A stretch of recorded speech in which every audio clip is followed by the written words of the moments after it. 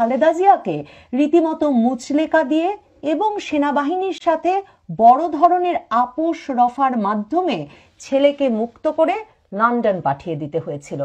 আপনারা অনেকেই যারা সম্ভবত নতুন প্রজন্মের বিএনপির সমর্থক তারা মনে করেন এটা একটা বানানো কথা, কোথায় কবে কাকে মুচলেকা দিয়েছিলেন বেগম খালেদা জিয়া।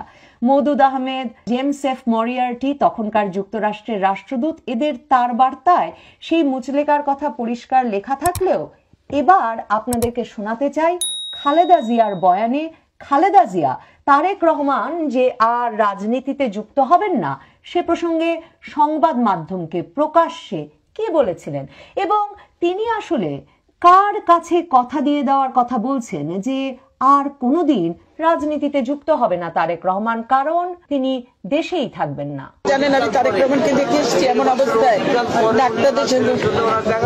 ডাক্তারদের সঙ্গে কথা বলেছি, ডাক্তাররা বলেছে অবিলম্বে তারেক রহমানকে বিদেশে না পাঠালে আমার ছেলেকে সুস্থ করা যাবে না কোনোদিন। সেই জন্য আমি বলছি যে তারেক রহমানকে অবিলম্বে বিদেশে পাঠানো উচিত এবং সেই জন্য ও যেহেতু বিদেশে থাকবে ও রাজনীতি থেকে দূরে থাকবে, এখন রাজনীতিতে আপাতত একদম বাইরে থাকবে, রাজনীতির বাইরে।